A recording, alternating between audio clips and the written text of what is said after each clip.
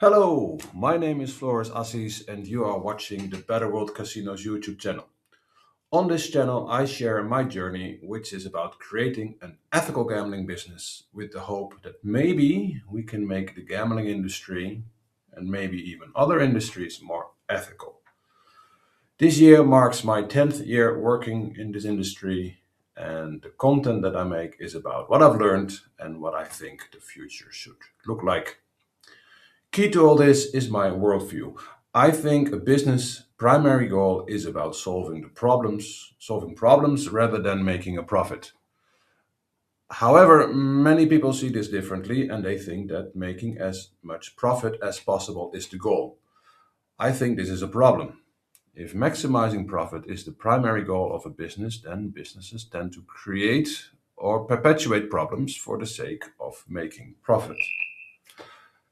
So that's what this channel is about: gambling, business, and ethics. And now I will stop reading from my screen and just start talking. I make these videos once a week, catching up or giving an overview of the progress that I made last week. They are further unscripted, at least I have some notes to remind myself of what I want to say. But unedited, raw, uncut. Here we go. Thank you very much for watching. Yeah, week two. What a week it's been. Quite productive. Let's start with what had biggest priority. That was getting clients for my agency Coherentes, because bills need to be paid. Unfortunately, I cannot dedicate all my time to this Better World Casinos project. But yeah, good. I had 3 requests last week. Last week I sent one proposal, but I haven't heard back from them yet. I sent 2 proposals this week, and one got accepted. So I'm happy that I know where my next salary or income is coming from. So that's some peace of mind. Perfect. But this is not about that. This is about Better World Casinos. Yeah, so what I've been doing, quick overview of what I will be talking about, what I've done this week, what the article that I've written and published, what it's about, a tool that I've been working on, designing and started building, vibe coding. I had some interesting conversations with a couple of people that I will be shortly mentioning, and some other small things that happened, and then what I'll be doing next week. So yeah, I want to start with. Well, I started the week with besides the proposals, with the Substack article. I try to publish those on Tuesday or Wednesday latest. And this week's article was about the question: can gambling ever be truly ethical? And yeah, it's like where last week articles was like a prelude to the project and telling what I was going to do. This is more of an intro to the series that I'm writing and what this part is about. Um, this part is about the context and getting the foundation. And so it's an update of an article that I published already on the 2nd of November on LinkedIn. So I talk about what is vision.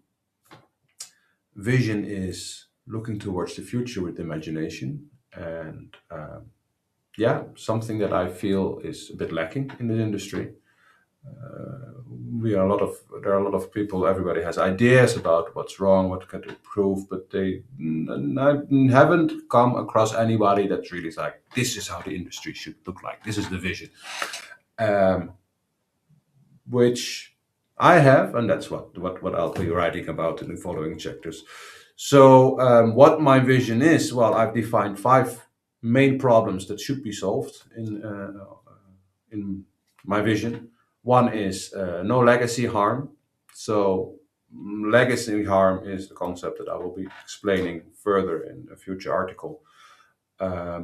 But in a nutshell, harm is inherent to gambling. It's gambling is about risk and reward. Without the risk, it's not gambling.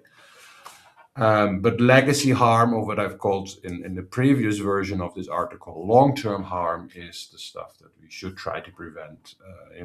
Damaged relationships, people losing their house and their livelihood, their job. The stuff that it's really hard to recover from. That should be prevented. Then topic two is no exploitation or complicity. I think a lot of businesses, I don't know why I'm wearing my. So I think a lot of people, a lot of businesses are about, well, profit maximization over serving a problem or providing a service. If gambling is entertainment, then that's the default. Deliver the best entertainment, and I think gambling should be can be a part of the entertainment mix. But having it by itself, only gambling, something that I will elaborate on. So that's exploitation. If you only treat your consumer, your player, as a cash cow, just milking them dry for your private gain for profit maximization, I think that's your goal. That's basically my view. And part of that problem is that there are a lot of people complicit to that exploitation, even though they would rationally, if you have this conversation with them, not agree to it, but because of our society goes they maybe you're not accountable, maybe it's also have to pay more of this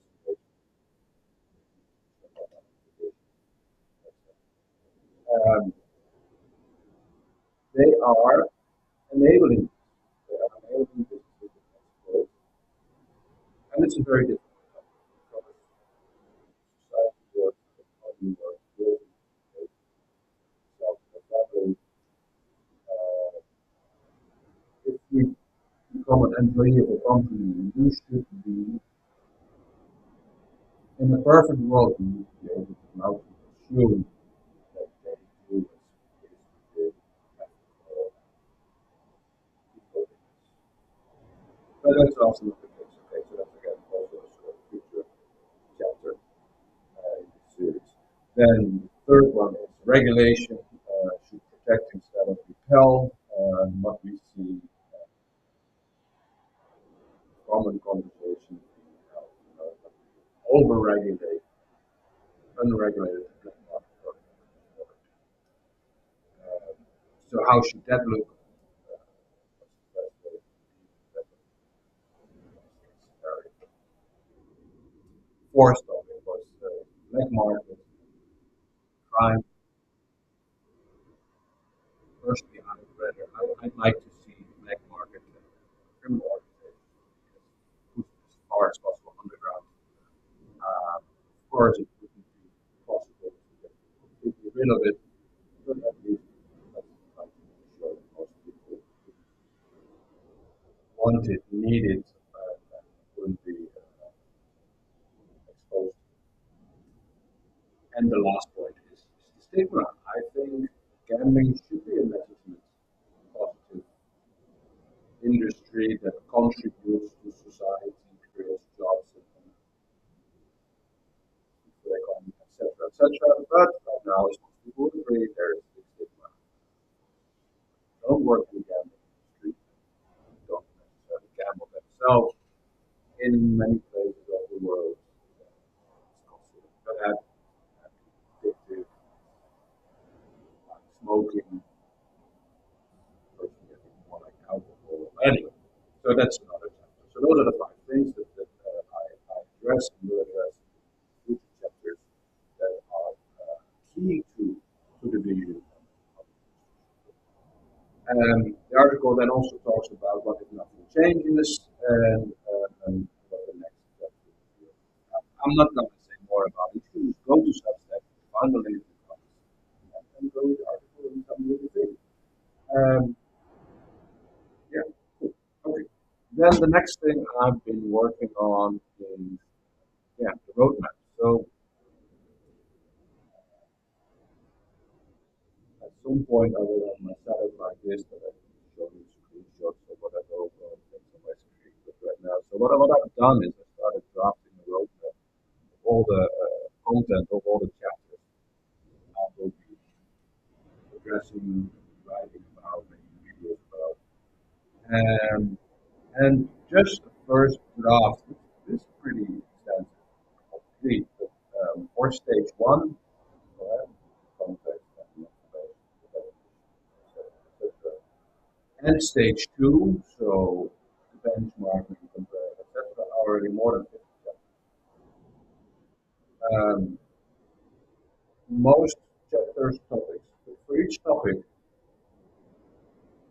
a week wouldn't even be sufficient to prepare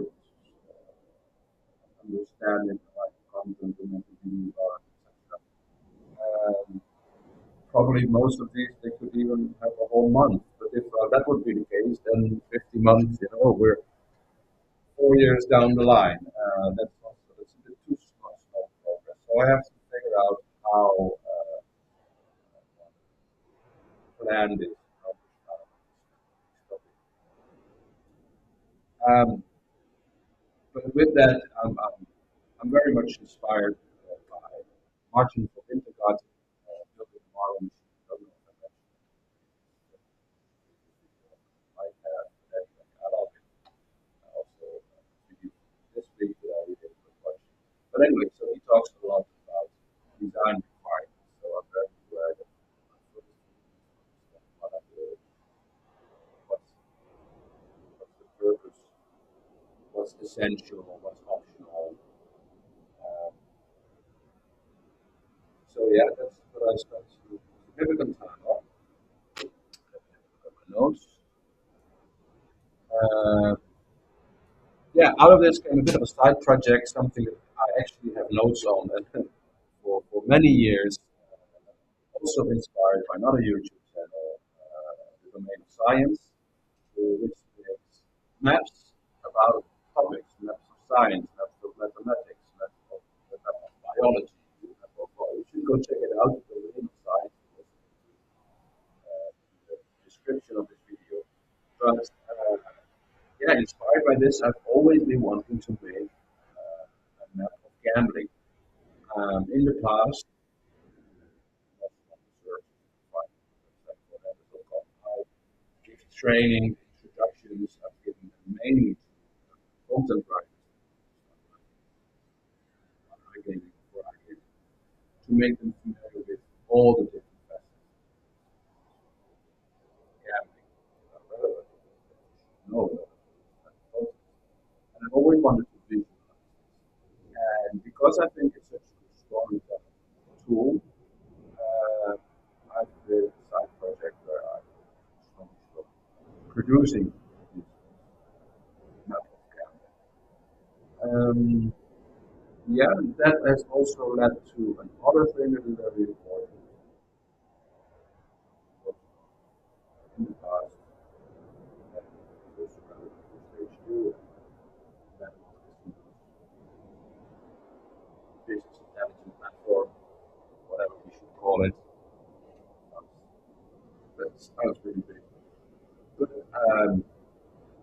a system where I have identified which data I want and how to structure it, how to make these comparisons between businesses, compare them on how they perform, and look at ESG topics, user experience, basically build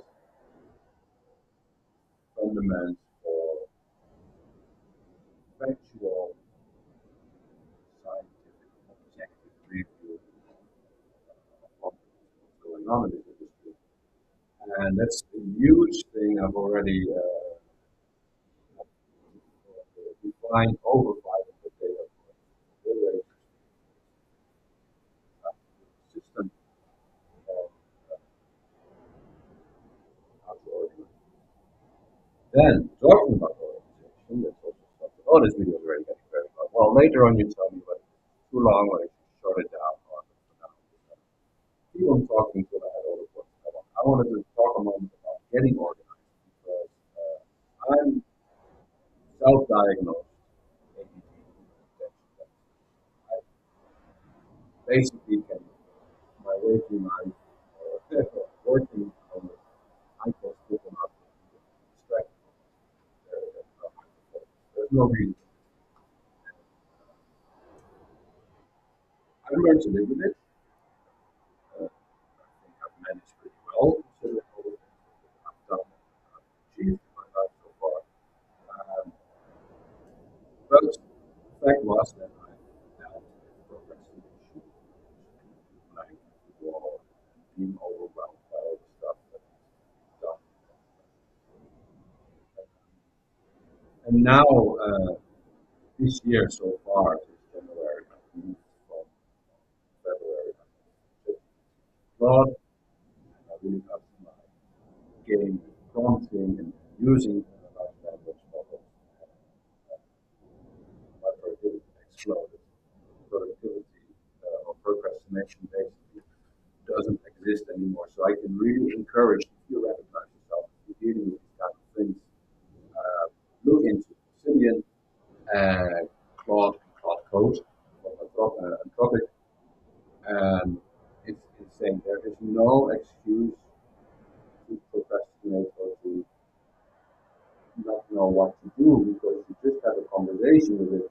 You tell it what you want to achieve. You create a project. You get the files together. You tell it to write instructions for it, what files or things, repositories you can build around.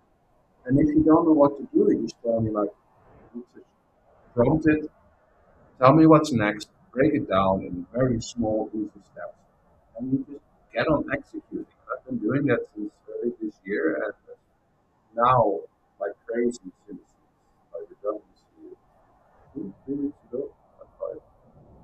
And the amount of stuff that I've already been building and getting organized is yeah, really satisfying. Satisfying. Very good progress. So yeah, Substack article, the roadmap, the database. Then so those were the main things that I did. But then I had a couple of very interesting calls with people, and after the call, I always put myself like, why didn't I record it? I should really start making that because there's always some gold nuggets and some things really cool to add to these videos and share with you because yeah, you listen to me rambling on, but yeah, I think there's also good stuff there. But one call I had was with Travis, and I'm very sorry for pushing the last name, Stainer. It's SZT Stainer. Stainer. Travis, it was a great pleasure talking to you. We talked about many things. I introduced the project, etc. One of the things that really stood out was the view of addiction versus mental health and the perspective of impulse control disorder. And risk and reward is not exactly the same as gambling disorder. It's really refreshing to hear about this other perspective and to learn more about it. But, yeah, always learn more. So that was really nice. And he spoke about the Reno model, um, and I'm very sorry for that.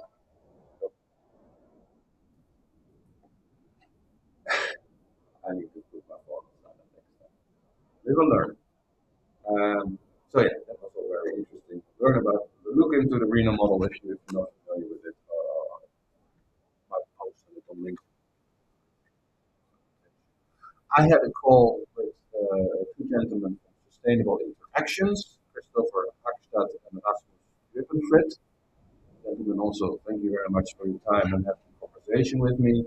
I had a couple of weeks ago an email from Sustainable Interactions that they're offering consulting, and of course I signed up, and they were happy to have a chat with me for an hour. So we did yesterday over an hour, and one of the things that really stood out is when I asked them, okay, with this whole idea of building a non-ethical operator, what would be the number one thing you would focus on? And the thing that Chris onboarding and continuous relationship building. So getting really to understand the player, what drives them, what makes them gamble, what they find entertaining, and building this relationship and really understanding them and making other entertainment products part of the mix is something that I've also been exploring already. Like that I mentioned earlier, gambling should be can be a percentage of the digital game entertainment mix. It shouldn't be targeted or framed as 100% gambling because then people are inclined to have problems. And there was also this post from somebody, oh, sorry, I don't know, who actually wrote about it. No, it was Travis. Travis, yeah, you wrote this article that entertainment, other forms of entertainment other than gambling are responsible gambling too. And I thought that the perspective is great. And last but not least, I have a call with my friend Randy Black.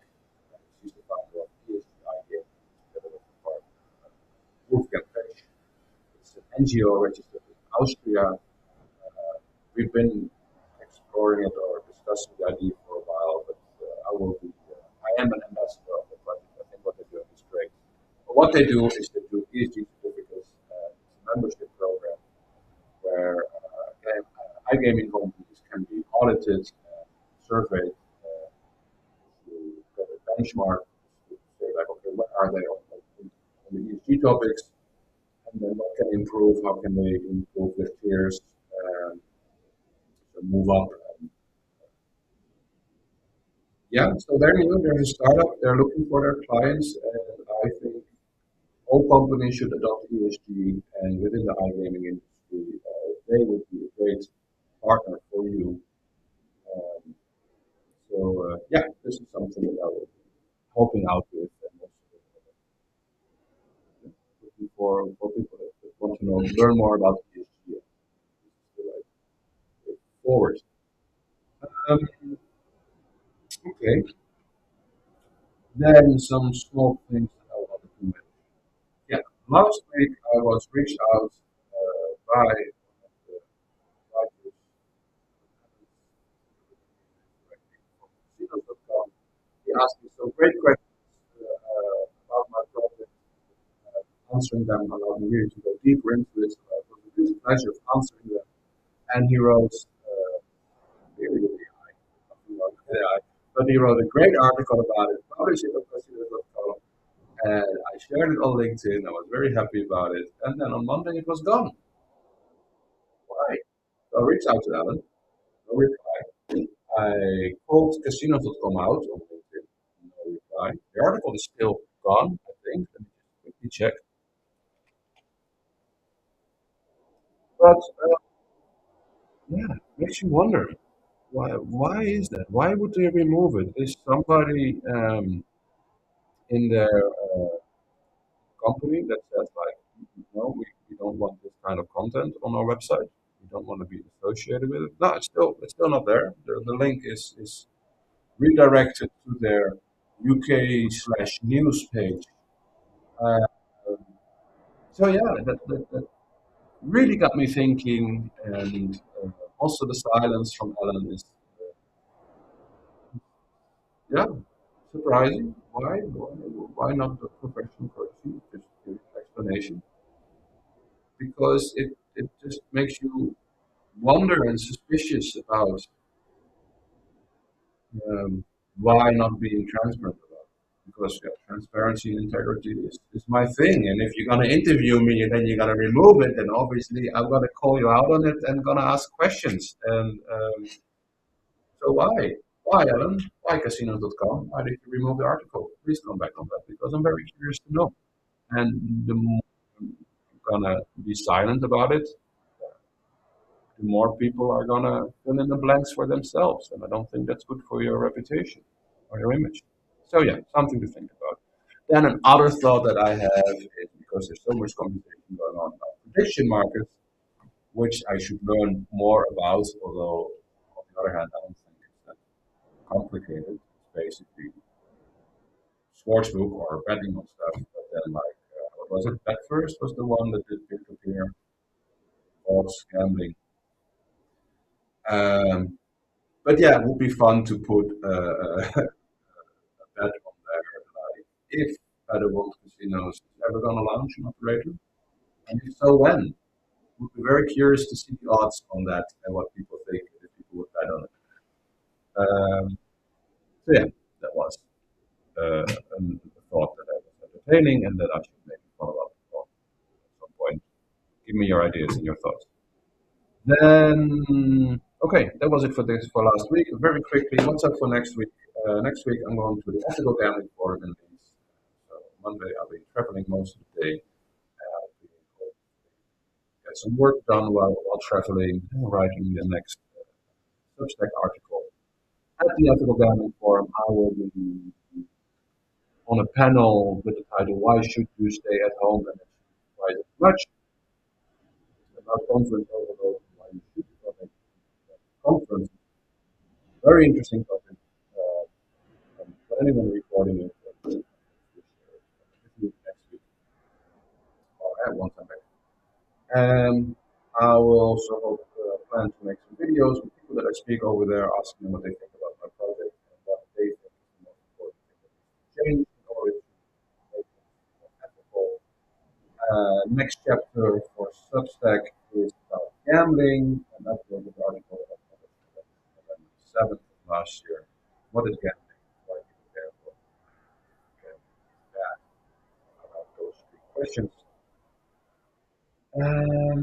Yeah, what else? I hope to be making some progress on the book that I'm currently reading, Deep Utopia, Life and Meaning in Solved Worlds by Swedish philosopher Nick Bostrom. A very interesting book. Yeah, that's it for today. Wow, I managed within half an hour. I'm very curious if people are gonna watch half an hour. Let me know what you think about it. Thank you for watching. You can help me by subscribing, sharing, following, liking. Most importantly, if you want to support my project and enable me to spend more time on it, then consider becoming a paid subscriber on Substack. Link in the comments. And yeah, that's it. Thank you very much. Wishing you all a great day. Thank you for watching.